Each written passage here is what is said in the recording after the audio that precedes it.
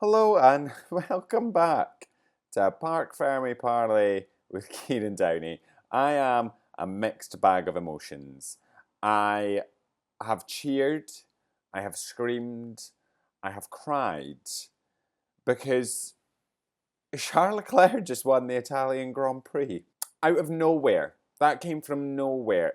I thought at best Leclerc was getting a P3, but he has just won the Italian Grand Prix. He's just won the goddamn Italian Grand Prix. Ferrari in 2024, Leclerc has won Monza and Monaco.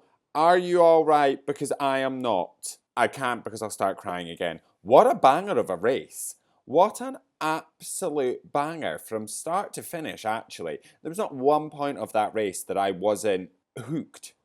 Like, absolutely hooked. It was absolutely brilliant, absolutely phenomenal. So I actually can't wait to discuss it. Let's kick things off right in with the drama of Kevin Magnussen, who qualified P13, finished the race P10. Now, congratulations, K-Mag, for getting a point. Well done. However, it is not without drama, K-Mag's weekend.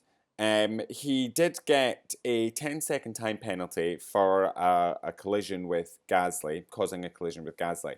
To be honest with you, I didn't actually think it was that bad.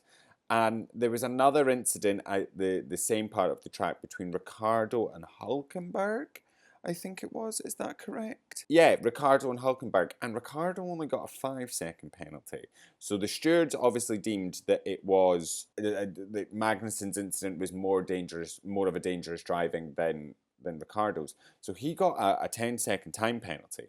Now, K-Mag has now also been given 2 penalty points on his super license, which means that he is banned. He's got a race ban for Baku. He's got the full 12 out of 12 points for the year, and he is a race ban in Baku is coming his way. The stewards have actually already decided it. They decided just before we started recording. K-Mag's sitting out Baku. So there you have it. In his post-race interview with Rachel Brooks, he's not happy about it. And this was before the decision was made that he was getting a race ban. And he was saying, I don't understand why I've been giving a 10-second penalty. He doesn't understand why he was given a harsher penalty than Ricardo for pretty much the exact same thing. He doesn't believe he should be getting 2 penalty points. And do you know something? I actually had written down, like, Magnussen, great race. Because he was having a great race. It was going, apart from that incident with Gasly, he was having a good time. And he's managed to score a point. He's scored a point and then scored 2 penalty points and is now a race ban. Honestly, you can't write it. Like, you cannot write Kevin Magnussen's year. Kevin Magnussen's year so far has been wild. Absolutely wild. And we now have 2 seats left. There's a seat of Sauber and there's a seat of VCARB. I think this is K-Mag's final season. It's curtains on his F1 career. I'm going to say, because neither of those 2 teams are going to touch him with a barge pole. Let's be honest with you. I don't think, even if there was every seat available, no team's touching him with a barge pole. He is this. Look at his season. Look at what's been happening.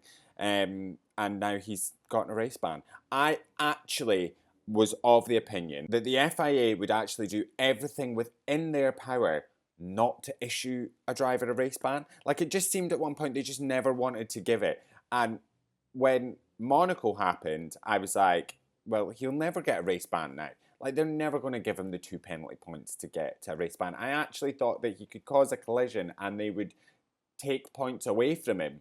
You know, like, don't do that again, but we're actually going to take 2 points away from you because we actually don't want to give you a ban. But apparently the FIA's got, I wouldn't say they've got balls. For this incident, it might actually be a little bit harsh from the FIA. Who's replacing him in Baku? No idea, but I imagine it will be Oliver Behrman. Ayo Komatsu, the team principal of Haas, has said he can't confirm who will be taking Kevin's place in Baku. He can't say whether it will be Behrman, but he does. He will be going to Ferrari to ask for permission to use Behrman. Ferrari basically has to give their consent, which I imagine they will do.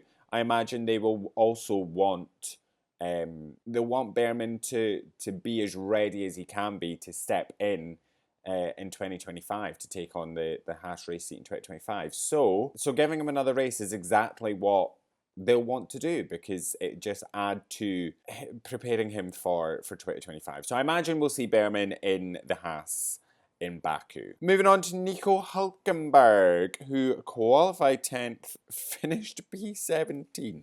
Not a great weekend for Hülkenberg at all, actually. And I thought he was going to be quite promising. I actually thought that Hülkenberg would score a point this weekend. And just so happens I was wrong. Nico's first few laps were chaotic at best. He obviously had a little bit of a collision with Ricciardo. Ricciardo's fault, not his.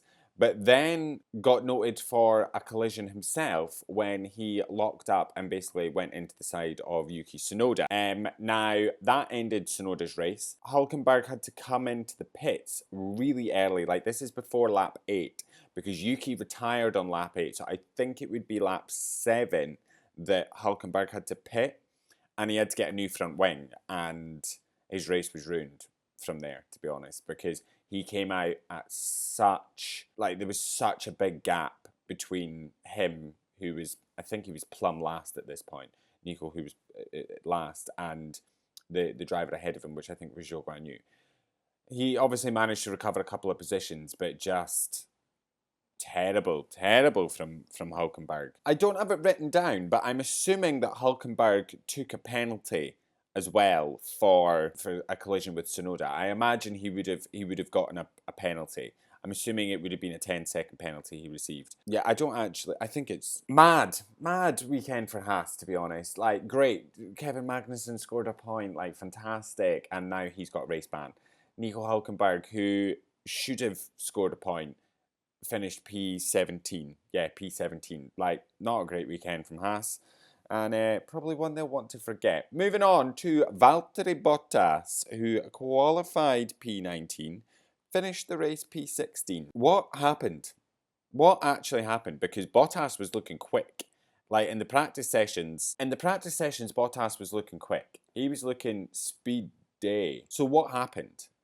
Like, what happened in qualifying that he was second last and could only manage a P16? Like, I actually thought that we were going to see a Bottas point. I generally thought we were going to see a Valtteri Bottas P10, but apparently not. Not fantastic work, to be honest with you, from Bottas, and not fantastic work from Zhou Guanyu, who qualified P20, finished P18.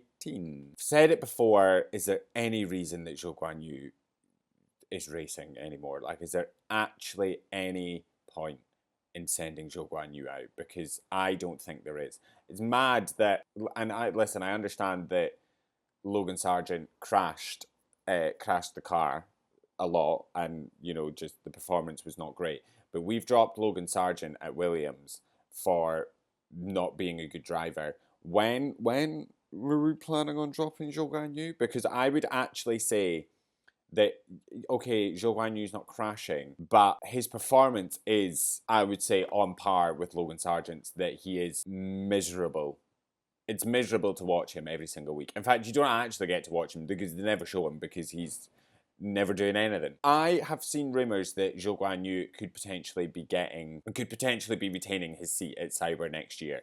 Audi, I think, are apparently, according to this rumour, very keen to have Zhou Guanyu, because when the team transitions to Audi, having a Chinese driver is great for Audi, because Audi's apparently not that big in China, and this would only benefit them. And I understand that from a business perspective, that is phenomenal, but actually from a sporting standpoint, that's not great. If Sauber aren't going to be great next year, and if the car's going to be awful next year, and if there's no guarantee that Audi are going to be quick, why would we have Zhou Guanyu in that car? I'm asking for a friend, because I genuinely don't think. I'm surprised he's not been dropped. Genuinely, I'm surprised. And if he does get a seat next year, I will be the most shocked human being on the entire planet. Not much else really to say about Zhou Guanyu, is there? Again, I really tried to keep an eye on the timing tower just to see what they were doing, but honestly, it gets boring when you look and he's P20. At one point, he was actually a little bit higher up the timing tower, and I was like, okay. And then he pitted and he was obviously just right back at the... It's just boring. Just do something, please. Okay, moving swiftly on because it's just depressing talking about him. To Daniel Ricciardo, who qualified P12, finished P13. Not a great time for Danny Rick either, who got 2 penalties. So Ricciardo got a 5-second penalty for causing a collision with Nico Hülkenberg. He then pitted to get a tyre change and to serve his penalty. And obviously when they come into the pit, nobody can touch the car for the 5-second, 10-second, however many it is, until that 5 seconds up. And then they can, jack the car and change the tyres and do whatever they need to do to the car. Oh, that poor mechanic. I felt so bad for him. Danny Rick pulls into the pit and you can see this mechanic at the front just like put his hand on the car to it's just instinct kicked in, and then you can see him put his hands on it and he instantly goes like that and he's like, oh. And you can just see the moment in him where he realises, fuck, shouldn't have done that. So Ricciardo then got another, I think it was a 10-second penalty. Yes, he got another 10-second penalty for failing to serve a penalty correctly. And it just ruined his race. It just ruined his race because he had some all right moments during the race, but just that touching of the car just ruined it. Ruined his race. And I bet that mechanic is kicking himself for just it's instinct. It's such an instinctual thing. His teammate, however, had an even worse race. Yuki Tsunoda qualified P16, did not finish the race. Yuki did 8 laps of the Italian Grand Prix. He did 8 laps. He was, I think it must have been on lap 7 or lap 6. Maybe it was lap 6. Got punted by Nico Hülkenberg and then retired. So there's literally nothing to say about Yuki Tsunoda. Did not finish. Next, Franco Colapinto qualified 18th, finished P12. Can I just say, what a race from Franco Colapinto. P12! P12! I was really worried he wasn't going to do any good because for a long time when I was watching, he was sitting like P17, I think, probably. And I was like, oh, come on, you can do this, you can do this. I believe in you. And my God, P14, but my God, P12, 3 positions behind his teammate. I think he is like 14 seconds off Albon, but I don't care. I don't care. He finished P12 in his first Formula One Grand Prix.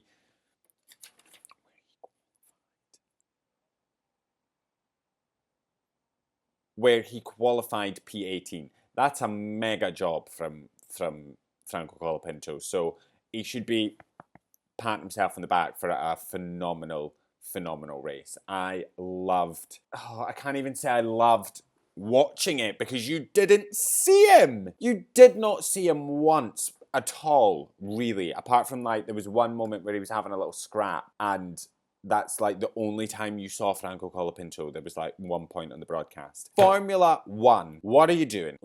This is a huge story. And there was a point where we were literally just watching a little bit of a fight maybe between Hamilton and Sainz. And for a lot of time, we were literally just watching Lando chasing someone or Oscar chasing someone. There was a couple of fights we got to see, but a lot of times we were just watching a chase. You're telling me that not at one point we could have just flipped to see Franco Colapinto having a lovely time on track in his first Formula One Grand Prix? No? Really? No, no? Okay, no worries. I'm not happy about it. So can I just say, well done, Franco Colapinto, on a phenomenal race. I am very excited to see what you can do for the next 8 races. And F1 TV direction better pull it together and start showing the man if he's going to be doing performances like that. His teammate, Alex Albon, qualified P9, finished P9. Great race from Alex Albon. Alex Albon, I will say, a great result. The Williams was quick around Monza. It was looking good. It's got some good straight line speed, that car. It's nice to see Alex, making a stance, taking a stance with the team. And Alex Albon was not happy with the team at all. There was another over the radio communication where he said that the team is just far too indecisive and it's costing them. And I would agree. It is costing Williams massively that they can't just make decisions. So yeah, very, very strong words from Alex Albon. Do I think this is the last point scoring that Williams might have? I reckon we might see a wee cheeky point in Baku. You know, I think it's got quite long straights, and if that Williams has got good straight line speed, that we might see something in Baku. Moving on to the Alpine boys, and Pierre Gasly qualified 14th, finished 15th, and we'll stick Esteban Ocon on as well. Qualified 15th, finished 14th. Gasly wasn't having a great time. He pitted really early with an issue on the car. I'm not entirely too sure what it was. Just not fantastic time for the Alpine drivers, really. Gasly did have a nice fight with Ricciardo, actually. I did enjoy that fight, and he unfortunately did lose the place in it. He locked up going into, I think, the second chicane, and he basically went off the track and conceded a position to Russell. So not Russell, sorry, Ricciardo. So not a great weekend really for Pierre Gasly, and not a great weekend for Esteban Ocon either. Just very not there, like not just kind of floating about in the background. As I said, you didn't really see Esteban Ocon at all, or I didn't, to be fair. And seen Gasly a couple of times with maybe a few little scraps, but nothing. I've got nothing to say about the Alpine drivers. Nothing else really to say for Alpine. Moving on to Fernando Alonso, who qualified 11th, finished 11th. I've got nothing written down for Fernando Alonso. I don't think I've seen Alonso once, really. I didn't see Stroll either, and there must have been something happen to Lance Stroll, because Lance Stroll qualified 17th, finished 19th. Just couldn't climb up the order at all, could he? Mad that he's finished behind Franco Colapinto. Colapinto, who qualified behind him, managed to get past and higher than Lance Stroll. So yeah, not great to say. I've got nothing to say about Lance Stroll because I've never seen him. Fernando Alonso, seen him a few times. Can't really say he had a great race. He finished where he started. No points. Not fantastic. I wouldn't say it's a great weekend for the Aston Martin team. Pretty meh.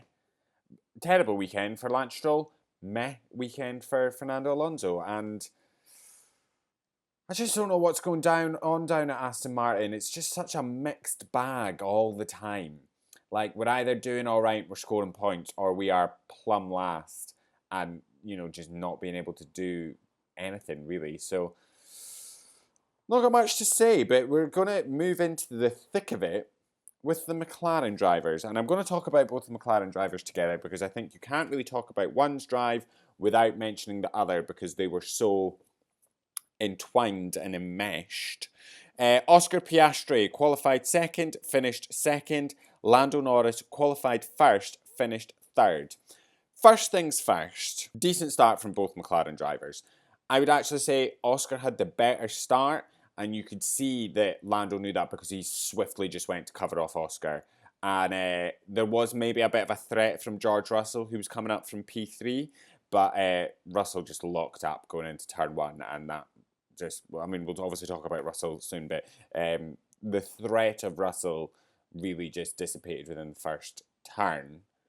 And I thought after turn one, that was going to be it. I thought, that's it. The boys have got P1, P2. That's the positions. Let's stay in position. Oscar can help defend, and let's just keep it clean and keep it just for a few laps. Let's get into it. Let's everything settle. And then, McLaren doesn't say to these boys, don't race. They encourage the drivers to race. And there's apparently a thing called papaya rules. And papaya rules are go out, race, but maybe leave each other a bit more room than you would with the other drivers on the grid. Basically, don't put yourselves at risk to take each other out the race. Let's try and get the best results, but yeah, go on, race each other. I'm going to say after today, papaya rules should be don't race on the first few laps if you are currently P1, P2, because you're just going to throw it all away. And Oscar Piastri made quite a bold move going into the second chicane, where he late braked. He did the move on Lando, and it cost Lando, because by the time Lando could kind of recover from the move, he'd lost P2. Well, not only had he lost the lead of the race to Oscar, he then lost P2 to Charles Leclerc. From that point, they were never getting a 1-2. Absolutely not. I have seen it's a very mixed reaction I've seen. Do I think Oscar should have made the move? Yeah, why not? He's a racing driver. McLaren don't have a number one driver and a number two driver. They have two number one drivers. So yeah, go for it. Do the overtake. Try and win the race. I would say that Oscar Piastri was the faster McLaren. However, doing it at that point was maybe not the best idea from Oscar. I would say the result would have been better for McLaren because all McLaren had to do was say to Lando and Oscar, keep it clean, keep it simple for the first few laps. And then after that, race all you want. Do what you need to do. But let's just make sure that the threat from the Ferraris or whoever it is that's going to be behind them, let's cover that off, and then, do you know what? Race to your heart's content. Had Oscar not made that move there, Oscar would have beat the clutches of Charles Leclerc. Do not get me wrong. And would probably maybe have lost position to Leclerc. That being said, I do think it was a bit of a bold move by Oscar. But I'm here for it. I'm here for the racing. Listen, as a Ferrari fan, it worked out well in my favour because my homeboy won Monza. In the championship fight, if I look at it from a championship perspective, Charles Leclerc is not going to be winning the Drivers' Championship. He is too far away from Max Verstappen to win that fight. Lando Norris obviously has the best chance at taking the Drivers' Championship away from Max. There's no denying that. And he has stuck a good solid few points into that today, and he has closed the gap a bit. He's closed the gap by 8 points. It could have been a lot more, obviously, because the Verstappen was struggling today, and obviously could only get P6. If McLaren have any dreams and aspirations of Lando winning the Drivers' Championship, they're going to have to do some kind of team order, I would say. There needs to be some kind of agreement that, you know, Lando could do this. And obviously, as the team, the Constructors' Championship is the one that they want to be winning. Zach Brown did say when he was speaking to Nico Rosberg, he was like, yeah, our goal is to win both championships, but they are not acting as a team that has a driver that could potentially win this. They are not behaving, that they're not making the decisions to help Lando get that win. And I understand that they don't like having a number one and a number two driver. They've made it very clear McLaren's never really operated on a number one and number two driver. And Oscar Piastri has no intention of being the number two driver. He's not going to be the, you know, Lando Norris's Valtteri Bottas, like Bottas was for Hamilton. Do you know what I mean? He's not going to play number two. And McLaren obviously don't want to make those decisions. So I'm going to confidently say Lando Norris will not win the Drivers' Championship this year. Confidently. He will not win the Drivers' Championship this year. I think McLaren won't allow him to. Not because they'll do anything to stop him, but they'll just make the wrong calls. And they're currently making the wrong calls. McLaren should have won that race today. Should have won it hands down. And I put a post up on Threads, and I said, you know, how did McLaren not win that?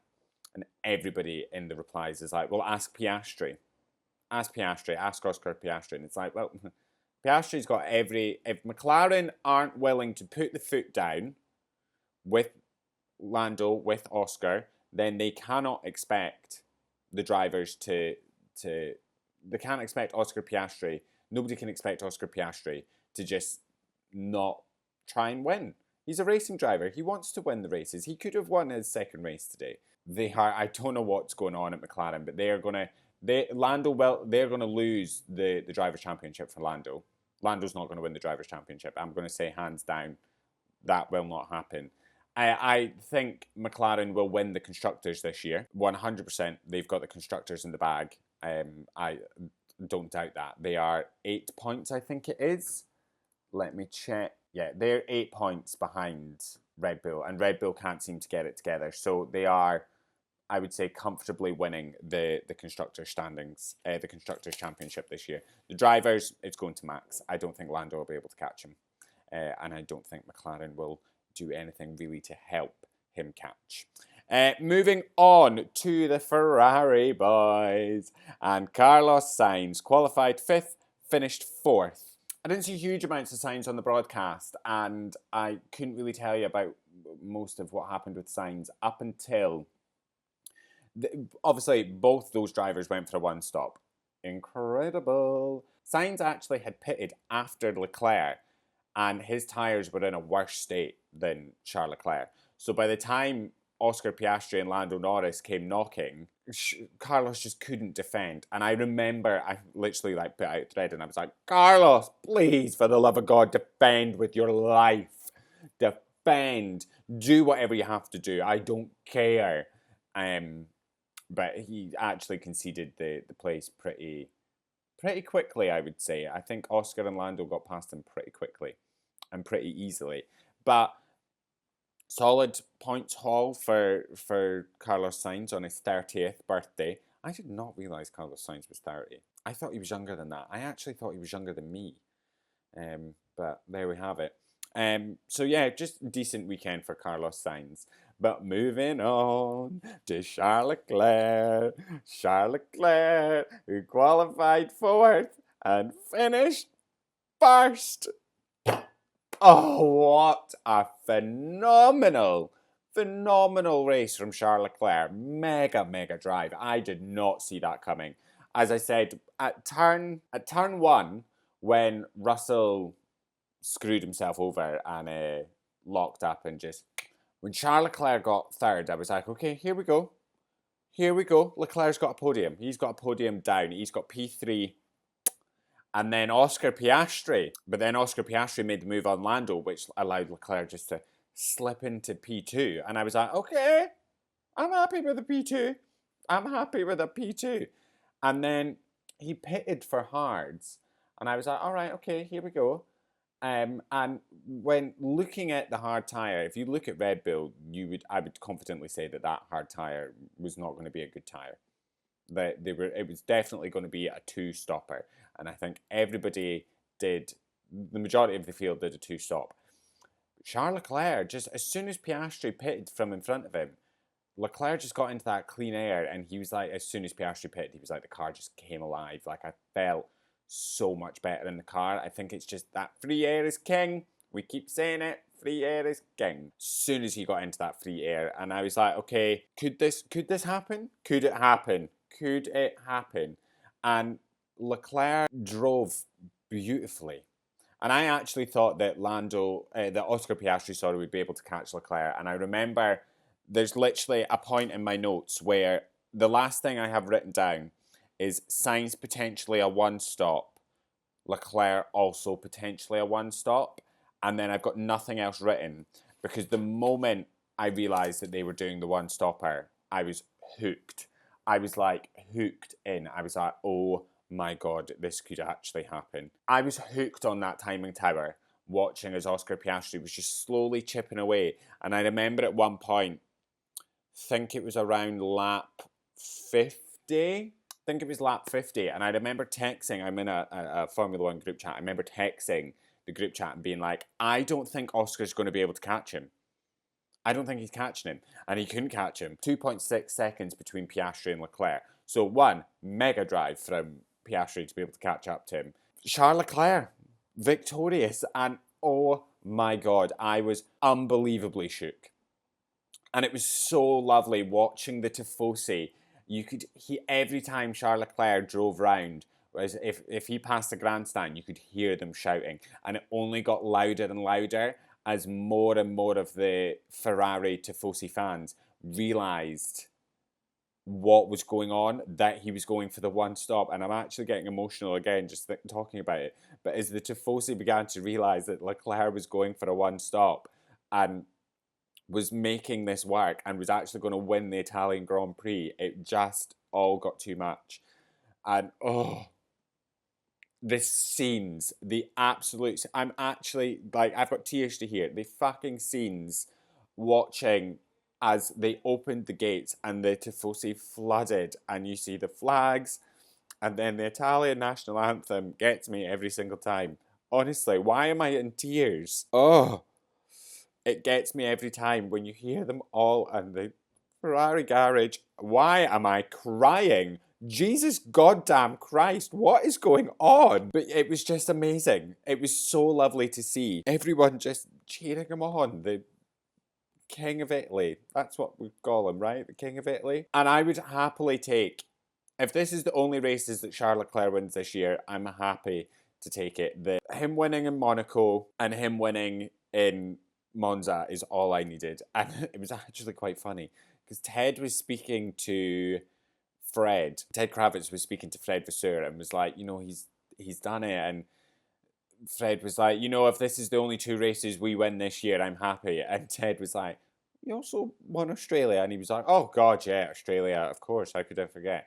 And it's like, Ferrari just hold Charles Leclerc to such a high standard. And it's just amazing. Just absolutely beautiful. I think I've shown exactly how I feel.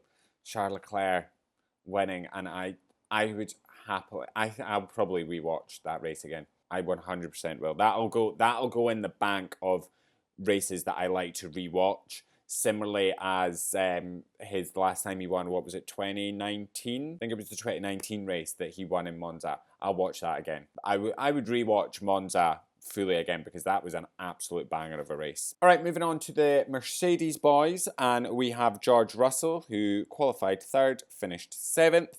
His race was pretty much ruined from the start. The moment he locked up, and I don't know how it happened, but he locked up and then he damaged his front wing end plate, and he was just losing. He was just losing and losing and losing and losing. And at one point he had Perez in front of him, or was Perez behind him? I think Perez was behind him, and Perez was radioing him, being like, I think this could be a little bit dangerous. His front wing end plate is literally hanging off. And Nico Rosberg was like, oh, that would just be... No, it wasn't Nico Rosberg. It was somebody from the Mercedes garage was like, yeah, I think it was Bradley, was like, yeah, he's fine. It's not any problems. It's not any issues. Perez is just, saying things over the radio. And they did actually have to pit him earlier than what he would have normally pitted, and they had to replace his front wing, which obviously cost him a lot of time. And the best he was going to be able to do was P7. He wasn't. Mercedes weren't actually that quick this weekend. Lewis Hamilton, who qualified 6th, finished 5th. For an all-right result, you just didn't really see them, to be honest. You've seen a lot of Russell. He had some quite good battles, especially with Perez. Hamilton had quite a good battle with Carlos Sainz. Yeah, they just went quick this weekend, to be completely honest with you. Yeah, not great from the Mercedes boys. And just another team that I don't really have much else to say about them, apart from obviously that lockup from George Russell. They were kind of just miscellaneous. You didn't really see much of them. So let's move on to Sergio Perez, who qualified 8th, finished 8th. I'll be damned if I seen Perez once. He obviously, I did see him with his little scrap with Russell, but just kind of fell into the ether, to be honest. He finished about 16 seconds behind Verstappen, so not like, it's obviously only 2 positions as well, but not quite a gap. That Red Bull's, they're struggling with that Red Bull. Max Verstappen qualified 7th, finished 6th. They are struggling. That Red Bull is a struggle bus. They just can't understand that car. They just can't understand it. And it is worrying, I would say, for Red Bull, because everyone else seems to be getting a grip on their car, getting a Mercedes finally seem to understand that car. McLaren are flying. Ferrari brought a huge upgrade this weekend, and it's worked. It's paid 10 times over. Red Bull just struggle bass every weekend at the moment. They just can't seem to get a grip. There's obviously a lot of... It's kind of a worrying time, I would say, for Red Bull, because there's a lot of high-profile people that are leaving. Obviously, Jonathan Wheatley's still there, but he is heading to Sauber next year.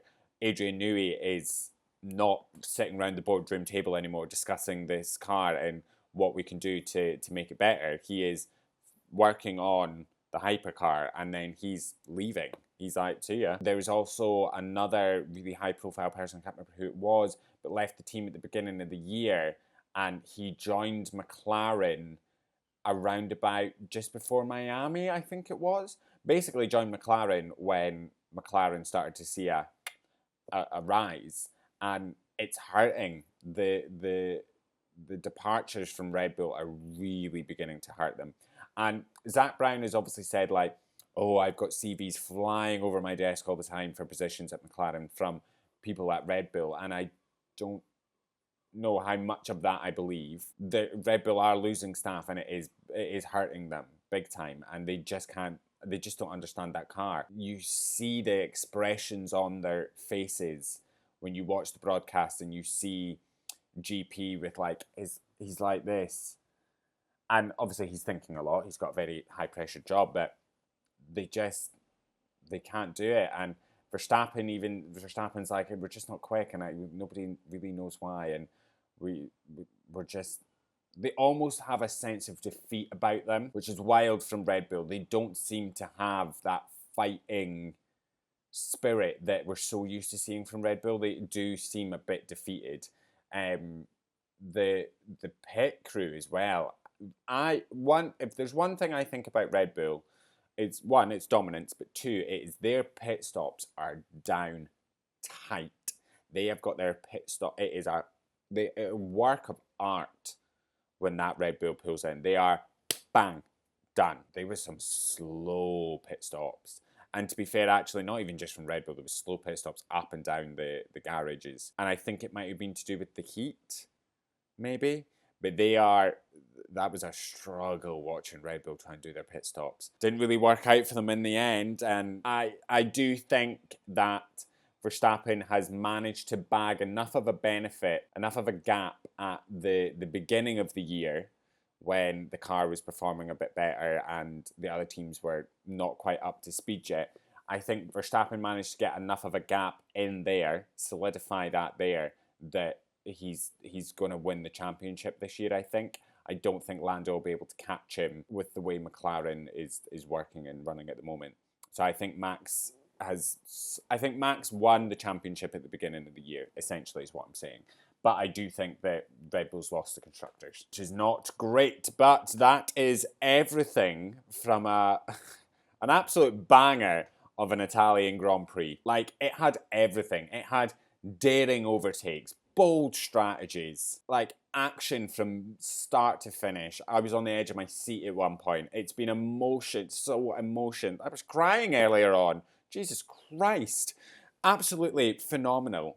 Phenomenal. I actually can't wait to watch that one back. Phenomenal race. And that is everything from us. We will be back, not next week. We've got a week off. We'll be back the week after with for the Azerbaijan Grand Prix, the Azerbaijani Grand Prix. And no Kevin Magnussen. But we will obviously keep you updated on who will be replacing him. I'm assuming it will be Oliver Bearman. And that is everything from us. We will see you soon. Have a great rest of your day. It's a glorious day. Charles Leclerc has won the Italian Grand Prix. He joins, I think it's Lewis Hamilton, Lando Norris and Max Verstappen as the only people to have won multiple races this year. It's a glorious day. If you're watching on YouTube, hit that like and subscribe button. If you're listening wherever you get your podcasts, follow along, leave us a 5-star review, and follow along on social media. It's in the show notes.